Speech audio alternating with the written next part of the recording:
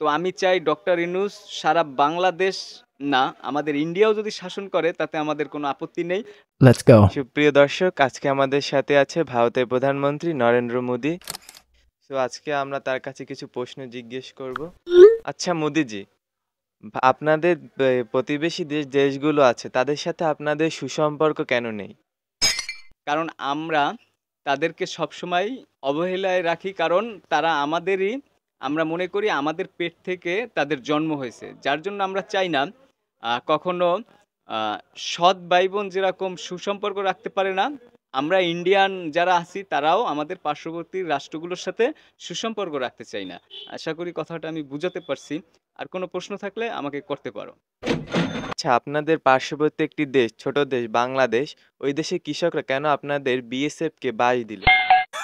আমাদের এখানে টয়লেট নেই, যার কারণে তারা হাগু করতে মাঠে গেছিল। অরিজিনাল বাংলাদেশে যারা ছিল ওই কৃষকরা বুঝতে পারে নাই। এখানে হাগু করার জন্য তারা মাঠে আরকি পানি নিতে গেছিল। যার জন্য ভুল বুঝে বাঁশ দিয়ে দিছে। তো এখানে আসলে এরকম অহংকার করে বলার কিছুই নেই। আপনাদের পার্শ্ববর্তী দেশ যে পাকিস্তান, আপনাদের যুদ্ধবিমান নাকি পাকিস্তানের সীমান্ত অতিক্রম করছে, তারপর পাকিস্তান নাকি আপনাদের যুদ্ধবিমান তাড়া দিছে। আপনাদের মতো এত বড় একটা রাষ্ট্র নাকি ভয় পেয়ে সেখান থেকে পালিয়ে আসছে।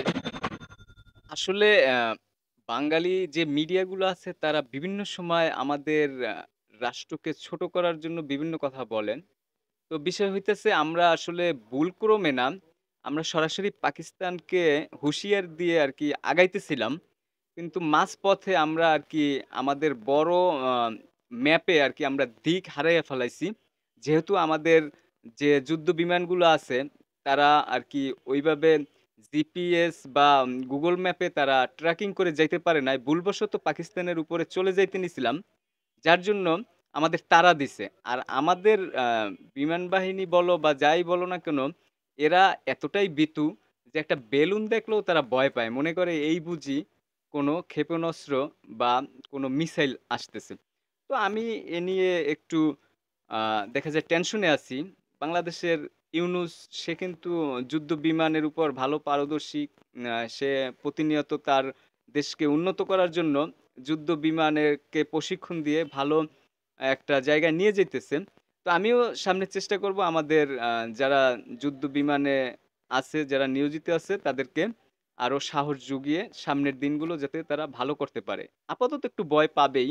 কারণ তারা তো আ মানে দেখতে শুনতে মনে হয় যেন বাপকা বাটা, বাট তারা একটু ভয়ে বিতুষ্ট। What? হ্যাঁ, হ্যাঁ মোদিজি, আমিও কিছুদিন আগে একটা নিউজে দেখছি যে আপনাদের যুদ্ধবিমান এতটাই বোকা যে তারা নিজেদের উপরে নিজেরা হামলা করছে। আসলে আমাদের যুদ্ধ বিমানে যারা আছে তাদেরকে আমরা পারদর্শী করার চেষ্টা করতেছি। আ আপাতত পাকিস্তানের সাথেই আমরা আগাতে পারি কিনা জানি না। আমরা যেহেতু বড় রাষ্ট্র, তো আমরা চাইতেছি আমাদের 7 সিস্টার বাগ হইয়া আমরা আরো ছোট রাষ্ট্রে পরিণত হই। কারণ আমাদের এত বড় রাষ্ট্রের প্রয়োজন নাই। এজন্য আমি মোদিজি সবসময় ব্যস্ত থাকি কিভাবে আমাদের দেশটাকে ধীরে, ধীরে টুকরো, টুকরো করে বিভিন্ন রাষ্ট্রে পরিণত করা যায়। আমার জানা মতে তো আপনারা বাংলাদেশকে অনেক ভয় পান। কারণ বাংলাদেশে ডক্টর ইউনূস আছে। আমি কিছুদিন আগে দেখছি যে ইন্ডিয়ান যে বিএসএফ রা আছে তাদেরকে বাংলাদেশী যে মিডিয়ারা পাও ধরে মাপ চাওয়াইতেছে। এই ভিডিও তো বিশ্বজুড়ে ভাইরাল হয়ে গেছে। আপনাদের মতো এত বড় একটা কান্ট্রি যদি বাংলাদেশের মতো ছোট একটা কান্ট্রির কাছে মাথা নত করে, এই বিষয় নিয়ে আপনার প্রতিক্রিয়া কি? আসলে আমরা আরকি বকবক করতে পছন্দ করি। আমরা কাজের বেলায় শূন্য। আমি নিজেও ডক্টর ইউনূসকে খুব ভয় পাই। কারণ দেখা যাইতেছে ডক্টর ইউনূস হইছে বিশ্বব্যাপী এবং সে অনেক বড় মাপের লিডার। তো আমি চাই ডক্টর ইউনূস সারা বাংলাদেশ না, আমাদের ইন্ডিয়াও যদি শাসন করে তাতে আমাদের কোনো আপত্তি নেই। আমি আজকের মতো আমি এই প্রশ্নগুলোর অ্যান্সার দিতে গিয়ে হিমশিম খাইতেছি।